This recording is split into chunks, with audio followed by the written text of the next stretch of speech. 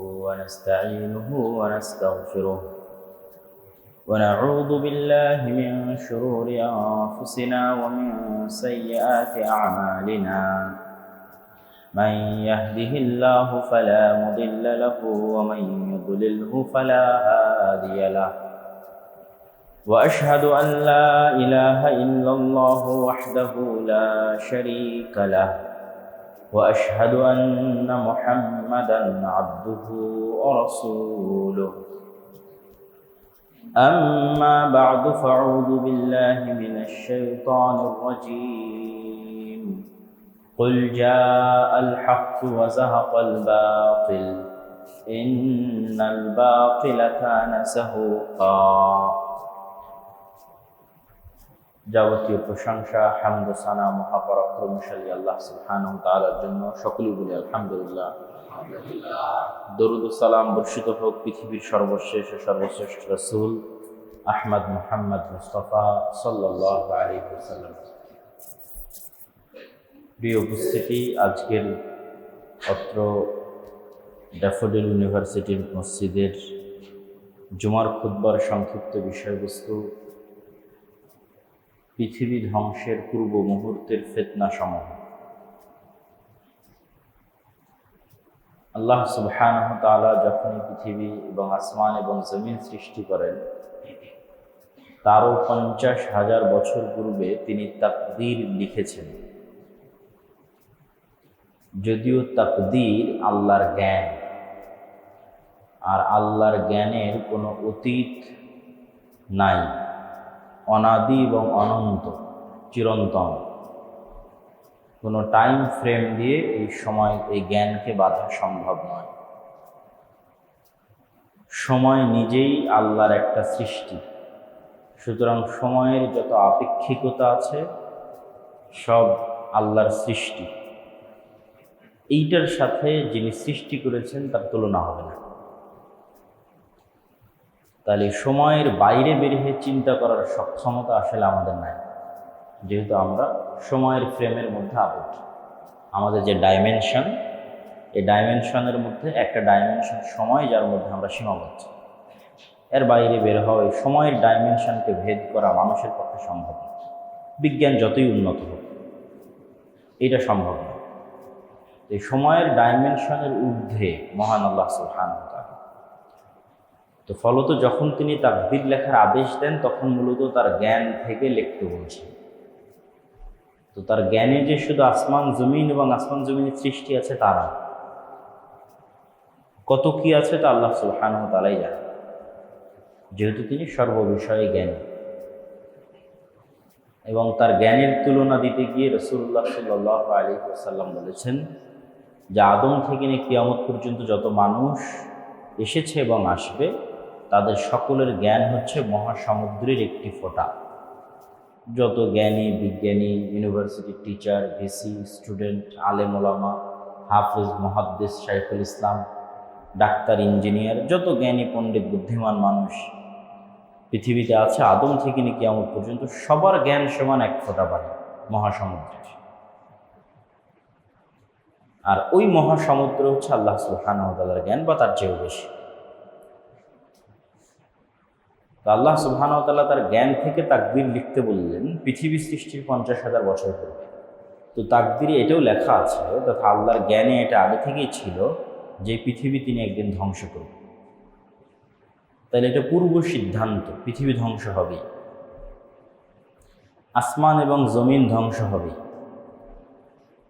এবং আসমান এবং জমিনের মধ্যে যা কিছু আছে তার সব কিছুর পরিবর্তনশীলতা এবং তার সব কিছুর অস্থায়িত্ব প্রমাণ করে যে আসমান জমিন নিজেও অস্থায়ী। আসমান এবং জমিনের মধ্যে যা কিছু আল্লাহ বানিয়েছেন অথবা যা কিছু মানুষ বানায়, একটাও পার্মানেন্ট না। সেটা 700 বছর বয়সী গাছ হোক, 1000 বছর বয়সী কচ্ছপ হোক, সবগুলোরই একটা এন্ডিং আছে, শেষ হয়ে যায়। মানুষও যেটা বানায়, যতই শক্তিশালী বিল্ডিং তৈরি করুক, ব্রিজ তৈরি করুক, 100 বছর, 200 বছর, 500 বছর, আসমান এবং জমিনের মধ্যে যা কিছু তৈরি হয় তার সব কিছুই যেহেতু অস্থায়ী, তো আসমান জমিন অস্থায়ী। এবং সেটিকে বলা হচ্ছে কিয়ামত, পুনরুত্থান। ইসলামের অন্যতম বিশ্বাসের একটি বিশ্বাস হচ্ছে পুনরুত্থানে বিশ্বাস করা, অথবা আরও সারমর্ম করে বললে ইসলামের মৌলিক দুটো বিষয় হচ্ছে পুরো কোরআনের সারমর্ম। যদি আমাকে বলা হয় যে দুই বাক্যে ইসলামের সারমর্ম কি, পবিত্র কোরআন এবং সকল হাদিসের সারমর্ম দুটো বাক্যে কি হতে পারে, তার একটা বাক্য হচ্ছে তাওহীদ আর একটা বাক্য হচ্ছে পরকাল। এই দুটো জিনিস দিয়েই কোরআন পরিপূর্ণ করা আছে। তাওহীদ কিভাবে মানুষকে বিশ্বাস স্থাপন করতে হবে আল্লাহর প্রতি, এটার বিভিন্ন যুক্তি, তর্ক, দলিল পবিত্র কোরআনে বিভিন্ন আঙ্গিকে বিভিন্ন অ্যাঙ্গেলে তুলে ধরা আছে। আর পরকাল নিশ্চিত হবে, সব মানুষকে পুনরায় জীবিত করা হবে, এটা আছে। তো অনেক সময় মানুষের কাছে এটা বিশ্বাস হতে চায় না যে সে কিভাবে পুনরায় জীবিত হবে। এই জন্য আল্লাহ সুবহানাহু ওয়া তাআলা অসংখ্য নিদর্শন দিয়েছেন। তার মধ্যে সবচেয়ে বড় নিদর্শন হচ্ছে মানুষ মাটির তৈরি, এবং মানুষ যত ধরনের vitamin, protein, minerals, magnesium, calcium যা কিছু খাদ্য থেকে মানুষ গ্রহণ করে তার সব কিছুই মাটি থেকে তৈরি হয়। তথা আমি যেই কলাটা গাছ থেকে নিচ্ছি, পাকা কলা, এবং কলা থেকে যে আমি ক্যালসিয়াম, ম্যাগনেসিয়াম নিচ্ছি, ওইটা কলা তৈরি করেছে মাটি থেকে, মাটি, আলো এবং বাতাসের সংস্পর্শে। তাহলে আমার শরীরের মধ্যে যা ভিটামিন, মিনারেলস, প্রোটিন যা আছে তার সবই মাটির মধ্যে আছে। ওইটা আমার খাওয়ার উপযোগী করার জন্য আল্লাহ সুবহানাহু ওয়া তাআলা একটা সিস্টেমের মধ্যে দিয়ে ওইটাকে কলায় পরিণত করেছেন, তারপরে আমার সেটা খাবারের উপযোগী হচ্ছে। কিন্তু যেহেতু দুইটার মধ্যে থাকা জিনিস সেম, তো ওই কলার ম্যাগনেসিয়াম দিয়ে যেমন, ক্যালসিয়াম দিয়ে যেমন শরীরের মধ্যে সেল তৈরি হচ্ছে, তো ওই ক্যালসিয়াম, ম্যাগনেসিয়াম সব মাটির মধ্যেও আছে, তো মাটির মধ্যে সেল তৈরি হয়ে যাবে, কোষ তৈরি হয়ে যাবে। 1 সেকেন্ডের ব্যাপার। কেন মানুষ যা গ্রহণ করছে তার সবই তো মাটি থেকে আসছে। মানুষ যদি বলে আমি গরুর গোশত খাই, তো গরুও মাটিতে তৈরি হওয়া ঘাস খাচ্ছে। কোনো কিছুই মাটি, সূর্য এবং আলো বাতাসের বাইরে নেই। ফলত এটা খুবই সহজ যে আজকে আমরা যেমন একটা বীজ মাটিতে রোপণ করতেছি, এই রোপণ হওয়া বীজ এত বড় কাঁঠাল গাছ হয়ে গেল, সেই কাঁঠাল গাছে আবার কাঁঠাল তৈরি হলো। এটা বেশি আশ্চর্যের না মানুষের মতো একটা জীবন্ত প্রাণীর মেরুদণ্ডের হাড্ডি থেকে আবার মানুষ জীবিত হবে? কোনটা বেশি আশ্চর্যের? আমার কাছে এই গাছ বেশি আশ্চর্য। কেন? গাছের বীজের দানা তত জীবন্ত না, গাছের মানুষের চাইতে তো আর সে জীবন্ত না। তার মধ্যে থেকে একটা গাছ জন্ম হয়ে গেছে, সম্পূর্ণ বিপরীত এবং সম্পূর্ণ ভিন্ন। মাটির সেই যে আল্লাহ শক্তি এবং ক্ষমতা দিয়েছে তার মধ্যে থেকে সেটা তৈরি হয়েছে। তাহলে এত জীবন্ত একটা তরতাজা প্রাণী, তার মেরুদণ্ডের হাড় মাটির মধ্যে পুঁতা আছে, সেখান থেকে সে একদিন গাছের মতো বের হবে না। কোনটা বেশি ইম্পসিবল? গাছ বেশি ইম্পসিবল, আর এটা বেশি সহজ। যেটা বেশি অসম্ভব সেটিরই লক্ষ কোটি নিদর্শন আল্লাহ পৃথিবীতে দিয়ে রেখেছে। এই জন্য পুনরুত্থান অতি সহজ, পুনরুজ্জীবন খুবই সহজ। পুনরুজ্জীবন এবং পুনরুত্থানের এই সহজতা দেখাতে গিয়ে আল্লাহ সুবহানাহু ওয়া তাআলা এই পৃথিবীতেই অসংখ্যবার পুনরুজ্জীবন এবং পুনরুত্থান ঘটিয়েছেন, অসংখ্যবার। মুসা আলাইহিস সালাম 70 মানুষকে নিয়ে তুর পাহাড়ে গেলেন, তারা মারা গেল। মৃত মানুষকে আল্লাহ আবার জীবিত করে দিলেন। এক নবী এক গোরস্থানের পাশ দিয়ে অতিক্রম করছে, যেখানে গ্রাম এবং শহর ধ্বংস হয়ে গেছে, পুরাতন। নবী বলছে এই পুরাতন ধ্বংসপ্রাপ্ত শহর গ্রামকে আল্লাহ কিভাবে পুনরায় জীবিত করবে? তো আল্লাহ তখন ওই নবীকেই মৃত্যু দিয়ে দিলেন। 100 বছর পর ওই নবীকে আবার জীবিত করলেন। জীবিত করে জিজ্ঞেস করছেন যে তুমি কতদিন মৃত ছিলে বলো? তো অল্প সময়। বলেছে যে তোমার সামনে তোমার ঘোড়া বা উট যেটাতে তুমি সফর করছিলা, ওইটার পচে গলে লাশ শেষে যে হাড় হাড্ডিগুলো আছে, যে সে হাড় হাড্ডি। তাহলে সময় অতিক্রম হয়েছে 100 বছর। তা আমি এভাবেই জীবিত করতে পারি। এরকম অসংখ্য মৃতকে জীবিত করার ঘটনা আল্লাহ সুবহানাহু ওয়া তাআলা ঘটিয়েছে, এবং ঘটাতে ঘটাতে এটাকে আরও সহজ করে দেওয়ার জন্য মানুষের ব্রেনে, যে এটা কঠিন নয়, অসম্ভব নয়, আল্লাহ একজন নবীর মুজিজাই দিয়ে দিলেন হচ্ছে মৃতকে জীবিত করা, ঈসা আলাইহিস সালাম। তিনি এভাবে একটা এক মুঠ মাটি নিতেন আর বিসমিল্লাহ ইজনিল্লাহ বলে ফু দিতেন, মাটি থেকে ইনস্ট্যান্ট পাখি হয়ে আকাশে উড়ে যেত। উনি যে কোনো মৃত মানুষের গায়ে হাত দিতেন, বিসমিল্লাহ ইজনিল্লাহ বলতেন, মানুষ জীবিত হয়ে যেত।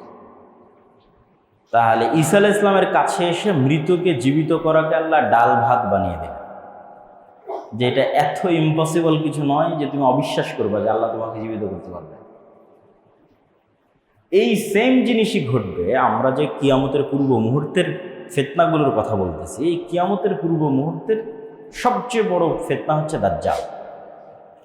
দাজ্জালকে আল্লাহ সুবহানাহু ওয়া তাআলা এই সেম ক্ষমতা দিবে যে সে মৃতকে জীবিত করতে পারে। এবং এখান থেকে আমাদের বুঝতে হবে দাজ্জালের ফিতনা কেন ভয়াবহ। এবং আমরা যে ইসলামের দুটো সারমর্ম দুই বাক্যে তুলে ধরেছি, একটা তাওহীদ আর একটা পুনরুজ্জীবন এবং পুনরুত্থান। তো তাওহীদ যেহেতু ইসলামের মৌলিক বিশ্বাস এবং কোরআনের মূল সারমর্ম, তো যত যুক্তি তর্ক আল্লাহ নিজে তাওহীদের পক্ষে কোরআনে তুলে ধরেছেন, সেই যুক্তি তর্কের সারমর্ম হচ্ছে যার মধ্যে রব হওয়ার যোগ্যতা নাই সে ইবাদতের যোগ্য নয়। যত যুক্তিতর্ক পুরো কোরআনে আছে, তার এক বাক্যে সারমর্ম হচ্ছে যার মধ্যে রব হওয়ার ক্ষমতা নাই সে ইবাদতের যোগ্য নয় বা ইলাহ হওয়ার যোগ্য নয়। এটাকে আল্লাহ দেখবেন বিভিন্ন অ্যাঙ্গেলে ফুটিয়ে তুলবে। আল্লাহ সুবহানাহু ওয়া তাআলা কোরআন মাজিদের মধ্যে জিজ্ঞেস করবে, তোমরা যাদের ইবাদত করো তাদেরকে বলো তো তারা একটি মাছি অথবা মশা সৃষ্টি করতে পারে কিনা? আল্লাহর প্রশ্ন। তাহলে প্রশ্নতে কি বোঝা যাচ্ছে? মশা এবং মাছি সৃষ্টি করার রবের ক্ষমতা। যার মধ্যে রবের ক্ষমতা নাই সে ইবাদতের যোগ্য না। আল্লাহ কোরআন মাজিদে জিজ্ঞেস করবে যে তোমরা যাদের ইবাদত করো তারা দেখতেও পায় না, শুনতেও পায় না, আর আল্লাহ সুবহানাহু ওয়া তাআলা শোনেন এবং দেখেন। তাহলে কি বোঝা যাচ্ছে? দেখতে পাওয়া এবং শুনতে পাওয়া রবের গুণ। তোমরা যাদের ইবাদত করো তারা মৃত, আর আল্লাহ হচ্ছে হাই কাইয়ুম, আল হাইয়ুল কাইয়ুম, চিরঞ্জীব চিরস্থায়ী। তাহলে যে মরে যায়, যে চিরঞ্জীব নয়, সে রব হতে পারে না, আর যে রব নয় সেই ইবাদতের যোগ্য হতে পারে না। আল্লাহ সুবহানাহু ওয়া তাআলা বলতে বলতে এতদূর পর্যন্ত বলবেন যে তোমরা যাদের ইবাদত করো আল্লাহ ব্যতীত, খেজুরের বিচির উপরে যে পাতলা আবরণ আছে এই পাতলা আবরণেরও তারা মালিক নয়। তাদেরকে দাবি করতে বলো যে তারা বলুক যে আমরা এই পাতলা আবরণের মালিক। আল্লাহ সুবহানাহু ওয়া তাআলা বলছেন এটাও দরকার নাই দাবি করার। তাদেরকে এইটা দাবি করতে বলো যাদের তোমরা ইবাদত করো, যে ঠিক আছে তারা পৃথিবীর মশামাছি সৃষ্টি করতে পারবে না, তারা চিরঞ্জীব চিরস্থায়ী নয়, তারা খেজুরের পাতলা আবরণের যে আছে ওই সমপরিমাণ তথা সরিষার সমপরিমাণও কোনো কিছুর মালিক নয়, বাদ দিলাম। এগুলো একটাও যেহেতু তারা করতে পারবে না, সব বাদ দিলাম। এতটুকু বলতে বলো যে আল্লাহ যখন আসমান এবং জমিন সৃষ্টি করেছিল তখন ওরা আল্লাহকে হেল্প করেছিল, ওরা আল্লাহর হেল্পার ছিল, আল্লাহর সহযোগী ছিল, এটা দাবি করে। এটাও তো কারো দাবি করার ক্ষমতা নেই যে আল্লাহ যখন আসমান এবং জমিন সৃষ্টি করেছে তখন আমি আল্লাহকে হেল্প করেছিলাম।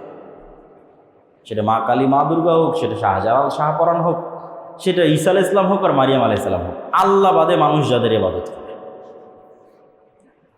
তাহলে দেখেন আল্লাহ বিভিন্ন অ্যাঙ্গেল থেকে ওই সেম জিনিসটাকে টার্গেট করতেছে যে যার রব হওয়ার যোগ্যতা নাই সে ইবাদতের যোগ্য নয়, সে সিজদা পাওয়ার যোগ্য নয়, দোয়া পাওয়ার যোগ্য নয়, তার কাছে তুমি সাহায্য চাইবে এটার যোগ্য নয়। তাহলে ইবাদতের যোগ্য হতে হলে আগে রবের প্রমাণ দিতে হবে, যে আমি যে রব এর প্রমাণ দিতে হবে।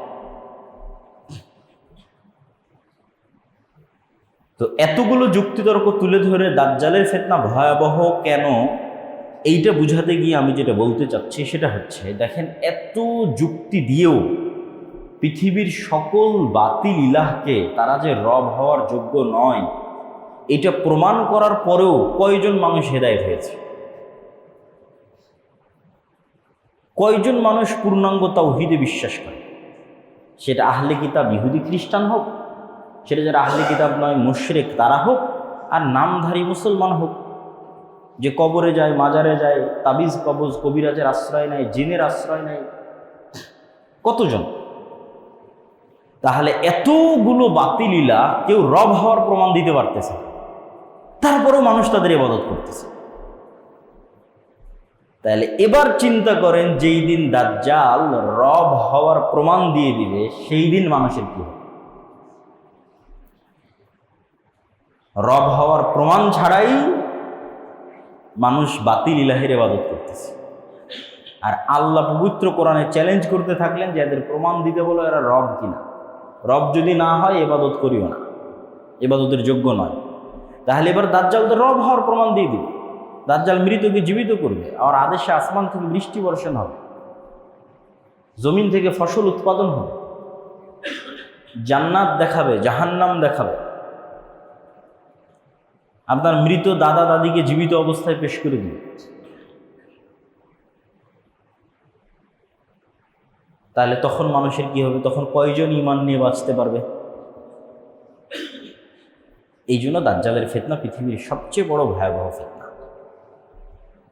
যেই ফিতনায় পতিত হবে উম্মতে মুহাম্মাদী।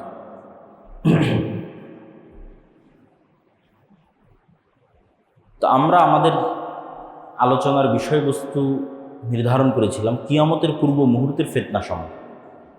তো রাসূলুল্লাহ সাল্লাল্লাহু আলাইহি ওয়াসাল্লাম কিয়ামতের পূর্ব মুহূর্তে সংঘটিত হতে পারে এরকম ফিতনা সম্পর্কে সংক্ষেপে যা বলেছেন, তার কিছু সারমর্ম আমরা আজকে আপনাদের সামনে তুলে ধরব।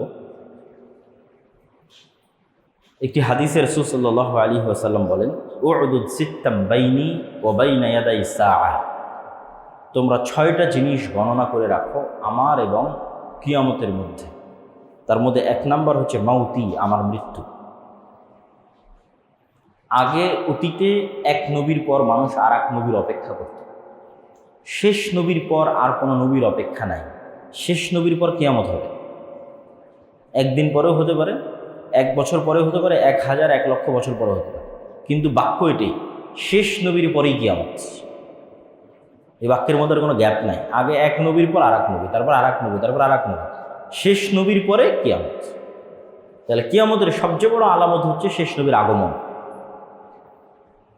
মুহাম্মদ সাল্লাল্লাহু আলাইহি ওয়াসাল্লামের প্রেরিত হওয়া কিয়ামতের সবচেয়ে বড় আলামত, যেটা ঘটে গেছে। রাসূল সাল্লাল্লাহু আলাইহি ওয়াসাল্লাম বললেন, ফাতহু বাইতুল মুকাদ্দাস, মসজিদ আকসা বিজয়িত হওয়া, মুসলমানেরা বিজয় করে, যেটি ইতিমধ্যে 2 বার ঘটেছে। তারপর রাসূল সাল্লাল্লাহু আলাইহি, 3য়বারও ঘটতে পারে। তারপর রাসূল সাল্লাল্লাহু আলাইহি ওয়াসাল্লাম বললেন, ভয়ঙ্কর ভয়াবহ মহামারী, অসংখ্য মহামারী পৃথিবীতে ইতিমধ্যেই ঘটেছে। এটার দ্বারা কোন মহামারীর উদ্দেশ্য আল্লাহ সুবহানাহু ওয়া তাআলা ভালো জানেন। তবে মহামারীর ভাষা অনেক ভয়াবহ।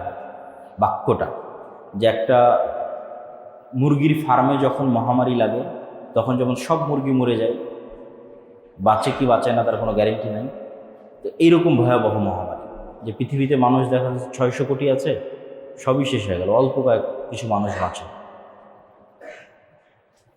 তারপর সাল্লাম বললেন, এমন এক ফিতনা, যেই ফিতনা আরবের প্রত্যেক ঘরে প্রবেশ করবে, পৃথিবীর প্রত্যেক ঘরে নয়, শুধু আরবের প্রত্যেক ঘরে প্রবেশ করবে। এবং এটা যুদ্ধ বিগ্রহ, মারামারি, গণ্ডগোল এটাই হবে বলে আমাদের কাছে বেশি বিশুদ্ধ মনে হয়। যে এমন এক যুদ্ধ, এমন এক গৃহযুদ্ধ, যেটাতে আরবের প্রত্যেকটা ঘর যুক্ত হয়ে যাবে, মুক্ত থাকতে পারবে না কেউ। এবং আর এক হাদিসে রাসূল সাল্লাল্লাহু আলাইহি ওয়াসাল্লাম বলেছেন, অচিরেই ফোরাত নদীর মধ্যে থেকে স্বর্ণের পাহাড় বের হবে, যেটা নিয়ে আরবে ভয়ঙ্কর যুদ্ধ তৈরি হবে, যেই যুদ্ধে পুরো আরব অংশগ্রহণ করবে। তো অনেক সময় এই হাদিসগুলো শুনলে মানুষের কাছে আশ্চর্য মনে হয়, কিন্তু আজ থেকে 200 বছর 300 বছর আগে যে মানুষ চলে গেছে, তাকেও যদি বলেন যে মরুভূমির নিচে এরকম তেল আছে আর সেই তেল দিয়ে এই করা সম্ভব, সেও বিশ্বাস করবে না। তো অসম্ভব বলে কিছু নয়, সবই সম্ভব। তারপর রাসূল সাল্লাল্লাহু আলাইহি ওয়াসাল্লাম বললেন, তোমাদের মধ্যে এবং রোমানদের মধ্যে একটি চুক্তি হবে,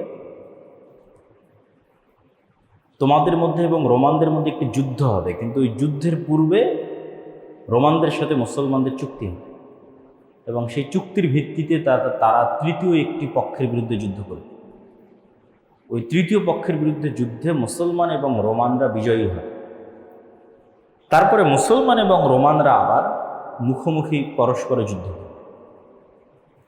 রোমান বলতে খ্রিস্টান। তারা কারা? 500 বছর আগে যখন এই হাদিস মানুষ শুনেছে তখন সে একরকম চিন্তা করতে পারে, আর আজকে আমরা যখন এই হাদিস শুনছি তখন আমরা আর এক রকম চিন্তা করতে পারি। আরও 500 বছর পরে যখন কেউ হাদিস শুনবে তখন তারা চিন্তা করতে পারে আর এক রকম।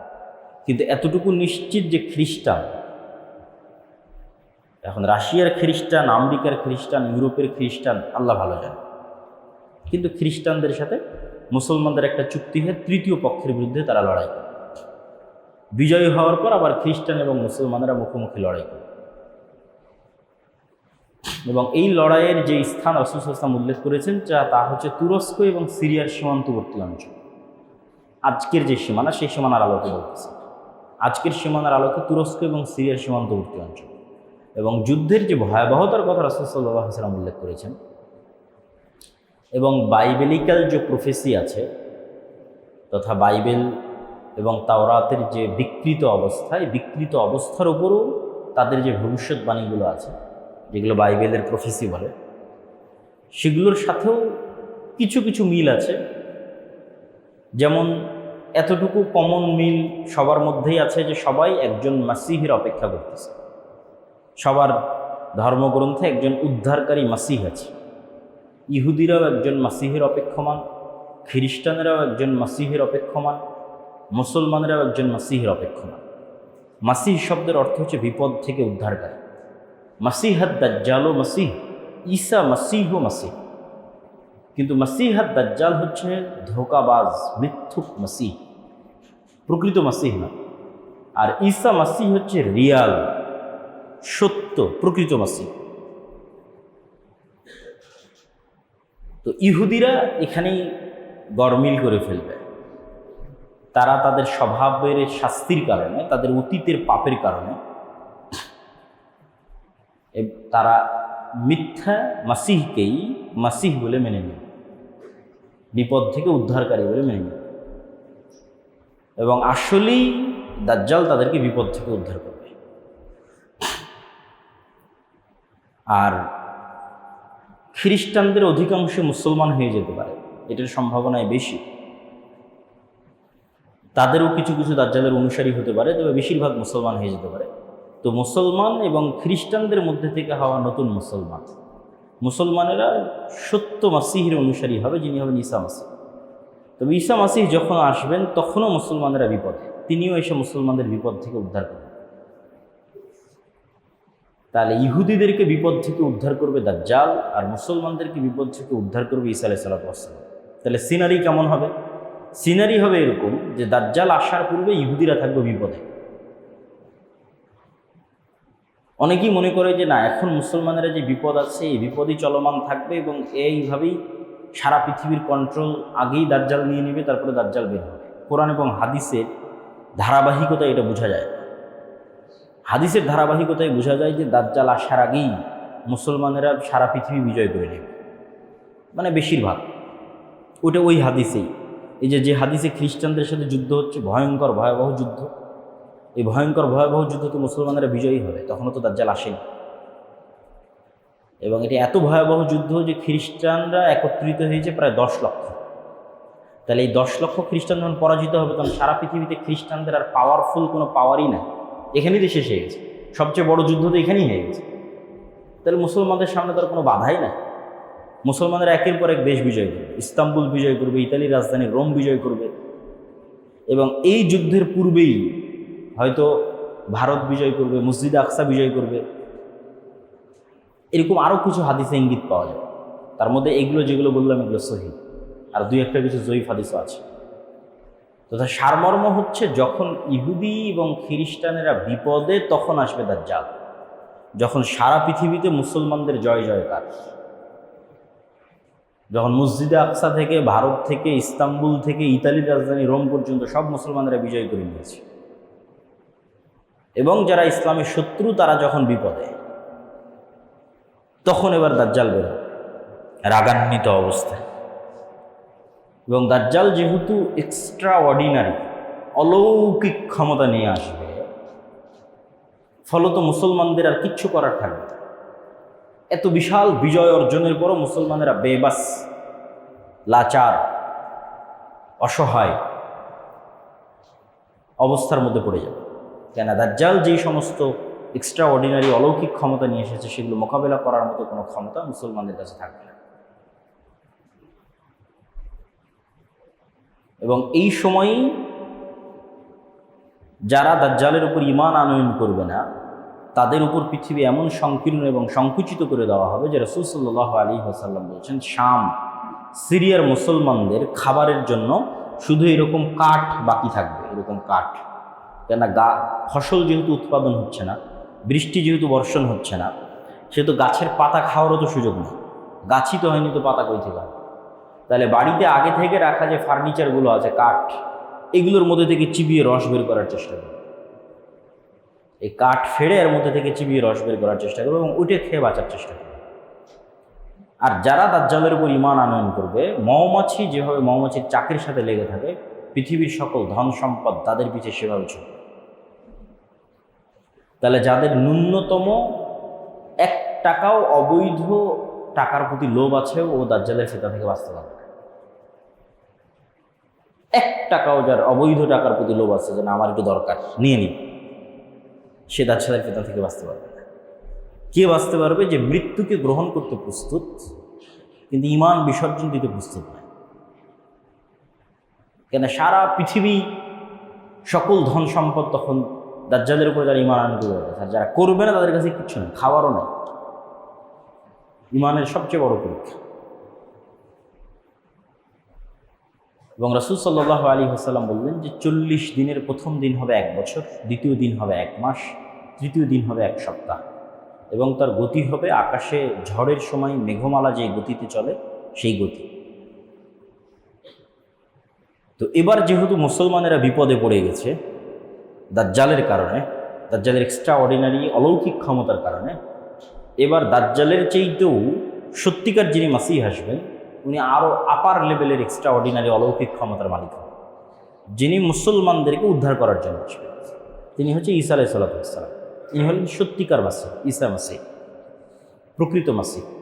এনার অলৌকিক ক্ষমতা কেমন হবে? এনার নিঃশ্বাস যতদূর পর্যন্ত যাবে, ওই এরিয়ার মধ্যে যদি কোনো কাফের থাকে সে নিঃশ্বাসে মারা যাবে, অস্ত্র প্রয়োগে নয়, নিঃশ্বাসে মারা যাবে। এবং দাজ্জাল যদি তাকে দেখে তাহলে দৃষ্টিতে মৃত্যুবরণ করবে, অস্ত্র প্রয়োগের পূর্বেই। কিন্তু তারপরেও ঈসা আলাইহিস সালাম তাকে অস্ত্র দিয়েই হত্যা করবে। তাহলে এই হলো সারমর্ম সিনারি, যে মুসলমানেরা বিজয় করবে, ইহুদি খ্রিস্টানরা বিপদে থাকবে, দাজ্জাল আসবে তাদেরকে উদ্ধার করবে, উদ্ধার করে এবার দাজ্জালের হাতে সারা পৃথিবীর কন্ট্রোল। মুসলমানেরা বিপদে, এবার ঈসা আলাইহিস সালাম আসবে, তিনি মুসলমানদের উদ্ধার করবেন, দাজ্জালকে হত্যা করবেন। এবং দাজ্জালের সাথে থাকা ইহুদিরা যখন বিভিন্ন গাছ এবং পাথরের আড়ালে আশ্রয় নেবে, তখন গাছ এবং পাথরও কথা বলবে যে এখানে ইহুদি লুকিয়ে আছে, আশ্রয়কে হত্যা করবে। এভাবেই রাসূল সাল্লাল্লাহু আলাইহি ওয়াসাল্লাম হাদিসে বলেছে। এবং এটা দাজ্জালের পরাজয়ের পরে তাদেরকে হত্যা করা হবে। এবং এই ফিতনার পরে, এটা পৃথিবীর সবচেয়ে বড় ফিতনা, দাজ্জালের ফিতনা, কিন্তু এই ফিতনার পরে আল্লাহ সুবহানাহু ওয়া তাআলা ঈসা আলাইহিস সালামকে বলবেন যে এখন যে ফিতনা আসবে ওটার সাথে তুমিও মোকাবেলা করতে পারবে না। দাজ্জালের ফিতনার সাথে তো মুমিন মুসলমানেরা মোকাবেলা করতে পারে, ঈসা আলাইহিস সালাম এসে মোকাবেলা করবেন। তো ঈসা আলাইহিস সালামকে আল্লাহ বলবেন এখন যে ফিতনা আসবে এটার সাথে তুমিও মোকাবেলা করতে পারবে না, সেটা হচ্ছে ইয়াজুজ মাজুজ। অতএব তুমি মুমিন মুসলমানদের নিয়ে তুর পাহাড়ে আশ্রয়। এবং ইয়াজুজ মাজুজের বের হওয়ার কথা এরপরেই বিভিন্ন হাদিসে, সহিহ বুখারী এবং মুসলিমের হাদিসে বর্ণনা করা আছে। ইয়াজুজ মাজুজের সংখ্যাধিক্য সম্পর্কে রাসূল সাল্লাল্লাহু আলাইহি সাল্লাম বলেন, এটা সহিহ হাদিস, যে একদা রাসূল সাল্লাল্লাহু বললেন যে আদম সন্তানের প্রত্যেক 1000 জনে 999 জন জাহান্নামে যাবে আর একজন জান্নাতে যাবে। তখন সাহাবীরা সবাই হতাশ যে 1000-এ যদি 999 জাহান্নামে যায়, একজন জান্নাতে যায়, তাহলে আমাদের খুব চান্স কম যে আমিও সেই জান্নাতি ব্যক্তি, খুবই কম। তো যখন হতাশ সাহাবীরা, তখন রাসূল সাল্লাল্লাহু আলাইহি ওয়াসাল্লাম বলেন হতাশার কিছু নাই, এই 999 জনের বেশিরভাগই ইয়াজুজ মাজুজ। তাহলে 999-এর যদি 900টাও ইয়াজুজ মাজুজ ধরি, ক্লিয়ার করেন রাসূল সাল্লাল্লাহু আলাইহি ওয়াসাল্লাম তাদের সংখ্যাটা, বলেছেন বেশিরভাগ। ধরেন আমি ধরলাম 999-এর 900টা ইয়াজুজ মাজুজ ধরলাম, কথার কথা। তাহলে আদম থেকে নিয়ে কিয়ামত পর্যন্ত যা মানুষ সৃষ্টি হয়েছে তার 900 গুণ হতে হবে ইয়াজুজ মাজুজ, তার 900 গুণ হতে হবে। তাহলে 100, তার বিপরীতে 900। তাহলে এখনকার 600 কোটির 900 গুণ নয়, আদম থেকে কিয়ামত পর্যন্ত যা মানুষ হবে তার 900 গুণ। তাহলে ইয়াজুজ মাজুজের সংখ্যা কত হতে পারে? বেহিসাব, অগণিত, অসংখ্য সংখ্যা, যা গণনার মধ্যেও আনা সম্ভব নয়। তবে দাজ্জালও আদম আলাইহিস সালামের সন্তান, ইয়াজুজ মাজুজও আদম আলাইহিস সালামের সন্তান। দাজ্জালও বানু আদম, ইয়াজুজ মাজুজও বানু আদম। কেউ যদি মনে করে দাজ্জাল মানে কোনো technology, chat GPT, Gemini, AI, দাজ্জাল মানে আমেরিকা, এগুলো ভুয়া কথা। দাজ্জাল বানু আদম, মানুষ, আদমের সন্তান। আবার ইয়াজুজ মাজুজ বানু যদি কেউ ভিন্ন ভিন্ন অর্থ এবং বিকৃতি করে, এটা বিশুদ্ধ আকীদা না, আদমের সন্তান। এবং কিয়ামতের পূর্ব মুহূর্তে ব্যতিক্রম ঘটনা ঘটবে বলেই তো আসলে এগুলোর উল্লেখ। অনেকের মনে প্রশ্ন তৈরি হয় যে তাহলে এখন তারা কোথায়? ইয়াজুজ মাজুজ কোথায়? দাজ্জাল কোথায়? আমরা দেখি না কেন? যদি এক হাদিসে তামিম আদ-দারি রাদিয়াল্লাহু তাআলা আনহু, তার সাথে দাজ্জালের সাক্ষাতের একটা লম্বা হাদিস পাওয়া যায়, যেই লম্বা হাদিসে দাজ্জালের সাথে কথোপকথনও উল্লেখ করা আছে। এবং দাজ্জাল ওখানে যে 3টে প্রশ্ন করেছে, sea of Galilee, lake of Tiberias, বহায়রা তাবারিয়া এবং নাখাল বাইসান, যেটা ইসরায়েলের একটা শহর, বাইত শিয়ান, এই শহরের খেজুরের বাগান, এবং আইনে জোগার বা স্প্রিং অফ জোয়ার, এই 3টের মধ্যে 2টোর বর্ণনা বাইবেলে আছে। একটা সি অফ গ্যালিলি আর একটা হচ্ছে স্প্রিং অফ জোয়ার। বাইবেলে কি হিসেবে আছে? তাদের পবিত্র হিসেবে আছে, যে ঈসা আলাইহিস সালাম যত মোজেজা দেখাতেন সেগুলো সি অফ গ্যালিলির আশেপাশে দেখাতেন। এই জন্য ইউরোপ থেকে লক্ষ লক্ষ ভিজিটর এবং আমেরিকা থেকে এখানে আসে, দেখতে আসে। তো দাজ্জালের সাথে কথোপকথন এবং সাক্ষাতের বর্ণনা একটা হাদিসে, সহিহ হাদিস, সহিহ বুখারীর হাদিসে পাওয়া যায়। তখন প্রশ্ন হচ্ছে, আছে কোথায়? যদি সাক্ষাৎ সম্ভব হয়, পূর্ব থেকে সৃষ্টি থাকে, পূর্ব থেকে যে সৃষ্টি আছে ইয়াজুজ মাজুজ, তার প্রমাণ তো কোরআনেই আছে। যুলকারনাইনের 3টা ঐতিহাসিক সফর, যেগুলো সূরা কাহফে বর্ণনা করা আছে। এই জন্য কিয়ামতের দাজ্জালের ফিতনা থেকে বাঁচার ক্ষেত্রে সূরা কাহফের কথা এসেছে। কেননা সূরা কাহফে, কোরআনের সবচেয়ে ব্যতিক্রম ঘটনাগুলো সূরা কাহফে আছে। একটা হচ্ছে যুলকারনাইনের সফর, ব্যতিক্রম সফর, যেখানে একটা সফরে গিয়ে তিনি ইয়াজুজ মাজুজকে পেলেন এবং তাদেরকে আটকে দিলেন, আড় তৈরি করে দিলেন, পৃথিবীর মানুষকে ডিস্টার্ব দিতে পারবে না। আর একটা আসহাবে কাহফের ঘটনা, সময়ের আপেক্ষিকতা, 309 বছর পৃথিবী থেকে বিচ্ছিন্নতা, ঈমান রক্ষার জন্য গুহায় আশ্রয়। আর আরেকটা হচ্ছে খিজির এবং মূসা আলাইহিস সালামের ঘটনা। এটা তো আরও আশ্চর্য, কেন পৃথিবীর ফিজিক্স সেখানে কাজ করেনি। যেখানে খিজির আলাইহিস সালাম একটা শিশুকে হত্যা করে বলতেছেন যে এই শিশু বড় হলে তার বাপ মাকে হত্যা করবে, তো ভবিষ্যৎ দেখে এসে অতীতে বাস্তবায়ন। এটা পৃথিবীর টাইম ফ্রেমে ইম্পসিবল, যে আমি পৃথিবীর টাইম ফ্রেমে সময়ের সফর করব এবং সময়ের সফর করে ভবিষ্যৎ দেখে আসবো, ভবিষ্যৎ দেখে এসে ওটাকে অতীতে সংশোধন করব। এগুলো শুধু সায়েন্স ফিকশনে সম্ভব, এখন পর্যন্ত বাস্তবে সম্ভব না। কিন্তু সেটা কোরআনের মধ্যে খিজির আলাইহিস সালাম করতেছে, বলছেন এই ছেলে বড় হলে তার বাপ মাকে হত্যা করবে, তাই অতীতে তিনি তাকে হত্যা করতেছেন আগেই। তো খিজির আলাইহিস সালামের সাথে সাক্ষাতের ঘটনা এবং তাকে খুঁজে বের করার ঘটনা এবং তার আড়াল হয়ে যাওয়ার ঘটনা পুরোটাই রহস্য। এই জন্য খিজির আলাইহিস সালাম সম্পর্কে পরবর্তী তার হাদিসেও কোনো স্পষ্ট বিবরণ খুঁজে পাওয়া যায় না, যে তিনি কে, কই থেকে আসলেন, নবী কিনা, কই থাকেন, খুঁজে পাওয়া যায়। কিন্তু অবশ্যই কিছু কোয়েশ্চেন মার্ক আছে। সেই কোয়েশ্চেন মার্কগুলো কি? স্বাভাবিক পৃথিবীর কেউ হলে আল্লাহ সুবহানাহু ওয়া তাআলা বলতেন অমুক গ্রামে যাও, অমুক শহরে যাও, আমার একটা বান্দা আছে, খুঁজে পাবা, মানুষজন তাকে চিনে। আল্লাহ বলছেন না, তুমি মাছ ভেজে নাও, এই মাছ যেখানে জীবিত হয়ে সমুদ্রের মধ্যে, সমুদ্রের ধার দিয়ে চলতে থাকো, সমুদ্রের মধ্যে যেখানে এই মাছ জীবিত হয়ে চলে যাবে ওখানে তুমি পাবা। তারপরে মুসা আলাইহিস সালাম ভুলে গেলেন, ইউশা বিন নুন ভুলে গেলেন, পরে মনে পড়লো আরে মাছ তো নাই, মাছ তো বের হয়ে গেছে।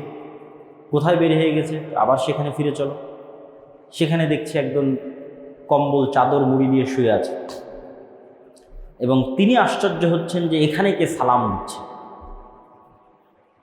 আশ্চর্য হচ্ছে যে জান্নাতের সালাম এখানে কে দেয়। তবে কে? তুমি? মুসা, নবী মুসা। বলে যে নবী মুসা। তারপরে তো লম্বা ঘটনা। তো এই জিনিসগুলো থেকে একটা কোশ্চেন মার্ক আসে।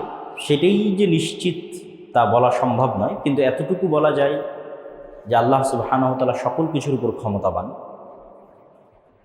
মানুষের জ্ঞানের এবং দৃষ্টির সীমাবদ্ধতা অনেক বেশি, যেটা আমরা ভিন্ন প্রাণীর সাথে যদি আমাদেরকে তুলনা করি তাহলে আমরা বুঝতে পারি যে এই ঘরের মধ্যে যদি একটা পাখি ছেড়ে দিই তাহলে জানালা সে খুঁজে পাবে না, কাঁচের সাথে বাড়ি খেতে থাকে। তাহলে পাখির দৃষ্টির সীমা আর আমার দৃষ্টির সীমার মধ্যে আসমান জমিন পার্থক্য, অথচ একই পৃথিবীতে বসবাস করতেছি। আবার আমি আপনাকে যেভাবে দেখতেছি, কুকুর কিন্তু আমাকে সেভাবে দেখে না। আবার সাপ কিন্তু আমাদেরকে সেভাবে দেখে না। তার চিনার, তার শ্রবণ, তার দৃষ্টি ভিন্ন। পিঁপড়ার যে গন্ধ সংগ্রহের যে ক্ষমতা সেটা ভিন্ন। তো প্রত্যেকটা সৃষ্টিজীবের সাথে আর এক সৃষ্টিজীবের আসমান জমিন পার্থক্য। ফলত এক একজন এক এক ডাইমেনশনে থাকে, তারা আর একজন সম্পর্কে পরিপূর্ণ নলেজ অর্জন করতে পারে, এটা সম্ভব নয় যদিও একই পৃথিবীতে বসবাস করে। ঠিক ওই ধরনের কারণে এই পৃথিবী, এখানে ফেরেশতারাও আছে কিন্তু আমরা দেখতে পাচ্ছি না। এটাই তো ঈমান। এখানে জিনেরাও থাকতে পারে কিন্তু আমরা তাদের দেখতে পাচ্ছি না। কোরআন এবং হাদিসে তো এভাবেই বলা আছে। মানুষ এলিয়ন খুঁজতেছে, তো মানুষ বাদে আর এক সৃষ্টিজীবের কথা পৃথিবীতে আছে, বলাই তো আছে। বুদ্ধিমান সৃষ্টিজীব, একটা ফেরেশতা, একটা জীব। কোরআন এবং হাদিসেই বলা আছে। তাহলে ওইভাবেও যে আল্লাহ সুবহানাহু ওয়া তাআলা দাজ্জাল এবং ইয়াজুজ মাজুজকে রাখতে পারবেন না, এটা অসম্ভব নয়। দ্বিতীয়ত, আল্লাহ সুবহানাহু ওয়া তাআলা যেমন 7 আসমান সৃষ্টি করেছেন, ঠিক তেমনি 7 জমিনও সৃষ্টি করেছেন। এবং 7 আসমান সৃষ্টিতে আল্লাহর যার সময় লেগেছে, 7 জমিন সৃষ্টিতে আল্লাহর তাই সময় লেগেছে। এবং কোরআনে আল্লাহ সুবহানাহু ওয়া তাআলা বলছেন যে প্রত্যেকটাতেই আল্লাহর আদেশ অবতীর্ণ হয়। ইয়াতানাজ্জালুল আমরু বাইনাহুন্না, প্রত্যেক আসমান এবং প্রত্যেক জমিনে আল্লাহর ওহী যায়, আল্লাহর আদেশ যায়। ফলত দাজ্জাল এবং ইয়াজুজ মাজুজকে যদি আল্লাহ সুবহানাহু ওয়া তাআলা অন্য জমিনে রেখে থাকেন, এটাও সম্পূর্ণরূপে নাকচ করা সম্ভব না, কিন্তু নিশ্চিত এটাও বলা সম্ভব না। কিন্তু কিয়ামতের পূর্ব মুহূর্তের ঘটনাগুলো যে অনেক ব্যতিক্রম, এটা বোঝা যায়। যে একদিন 1 বছরের সমান, এটা আল্লাহ চাইলে এমনিই করতে পারে। এখনও যদি আল্লাহ সূর্যকে আদেশ দেয় স্থির হওয়ার জন্য, তো একদিন 1 বছরের সমান হয়ে যেতে পারে। কিন্তু সাধারণত আল্লাহ সুবহানাহু ওয়া তাআলা এভাবে করেন না, সাধারণত করেন না। বরং যেটাই ঘটে ঘটনার ধারাবাহিকতায় ঘটে। তো যদি ঘটনার ধারাবাহিকতাতে ঘটতে হয়, তাহলে পৃথিবীতে এমন ভয়ঙ্কর পরিবর্তন লাগবে, যেই পরিবর্তনের ধাক্কা স্বাভাবিক হতে অটোমেটিকই সূর্য এবং পৃথিবীতে একদিন হবে 1 বছর, এবং একদিন হবে, পরের দিন হবে 1 মাস, তারপরের দিন হবে 1 সপ্তাহ। ওই যে ভয়ঙ্কর ঘটনা ঘটেছে, ওইটার ধাক্কা স্বাভাবিক হতে এই ঘটনা ঘটতে হচ্ছে, যে একদিন 1 বছর, একদিন 1 মাস, একদিন 1 সপ্তাহ, তারপরের দিনগুলো আবার পৃথিবীর স্বাভাবিক দিন। সুতরাং কিয়ামতের পূর্ব মুহূর্তের ঘটনাগুলোকে শুধু স্বাভাবিক দৃষ্টিকোণ থেকে দেখলে হবে না, এটা সম্পূর্ণ ব্যতিক্রম এবং ভিন্ন। দাজ্জালের ফিতনা পৃথিবীর সবচেয়ে ভয়ঙ্কর এবং ভয়াবহ ফিতনা এবং সবচেয়ে ব্যতিক্রম ফিতনা, ভিন্ন ফিতনা। আর ইয়াজুজ মাজুজেরটা আরও ব্যতিক্রম, আরও ভয়াবহ। এই ফিতনাগুলো থেকে আমরা বাঁচব কীভাবে? এই ফিতনাগুলো থেকে বাঁচার থেকে আমাদের শিক্ষা যেটা, যে আমরা 2টা বাক্য দিয়ে শুরু করেছিলাম, তাওহীদ এবং পরকাল, ইসলামের সারমর্ম। এই দুটাতে যার বিশ্বাস যত মজবুত, সে পৃথিবীর সকল ফিতনা থেকে তত বেশি সেফ থাকবে। তাওহীদে যার বিশ্বাস যত মজবুত, পুনরায় জীবিত হবে, এইটাতে যার বিশ্বাস যত মজবুত, যে পুনরায় জীবিত হলে আল্লাহ সুবহানাহু ওয়া তাআলা আমাকে জান্নাতে দিবেন। তো আসহাবুল উখদুদ ওয়াস সামাই যাতিল বুরুজ ওয়াল ইয়াউমিল মাউউদ ওয়া শাহিদিন ওয়া মাশহুদ, কুতিলা আসহাবুল উখদুদ। আসহাবুল উখদুদকে বলা হচ্ছে সামনে আগুন, হয় ইমান না হয় আগুনে ঢুকে পড়ো। তো আসহাবুল উখদুদ আগুনে ঢুকে পড়তেছে, এটা কেমনে সম্ভব? তাওহীদের প্রতি অগাধ আস্থা, এবং আমি যে আগুনে ঢুকতেছি আগুন তো জান্নাত, কেন মৃত্যুবরণ করলেই তো আমি জান্নাতে চলে যাব। তাহলে মৃত্যুর ভয় না মৃত্যু জান্নাতে যাওয়ার ওসিলা, কোনটা তার ব্রেনে কাজ করতেছে? মৃত্যু তো জান্নাতে যাওয়ার ওসিলা, মৃত্যুর ভয় নয়। মানে এখন যে মারা যাচ্ছে এটা ভয়, মারা তো যাওয়াই লাগবে। তাহলে আমার এই মৃত্যুটা হচ্ছে জান্নাতে যাওয়ার ওসিলা, মরলেই জান্নাতে চলে যাবে। তাহলে ওই যে পরকালের প্রতি অগাধ আস্থা, তাহলে ওই আগুনের মধ্যে সে জান্নাত দেখতে পাচ্ছে, ফলত তার জন্য ওই আগুনে ঢোকা সহজ। এই ধরনের ঈমান ছাড়া